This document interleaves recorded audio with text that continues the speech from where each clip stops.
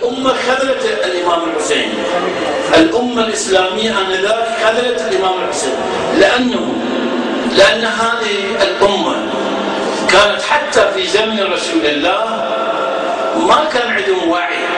بعد تحليل هذا تحليل أستاذنا السيد محمد باقر يقول الأمة حتى في زمن رسول الله لم تكن عندهم الوعي، عندهم كان يسميه بالطاقة الحرارية.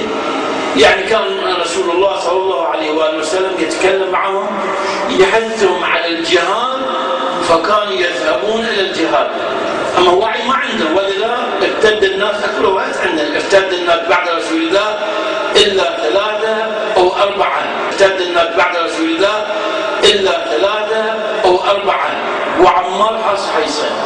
شوف هذا نتيجة عدم الوعي. ولذا لو كان المسلمون يمتلكون الوعي لما تركوا نصرة الإمام الحسين.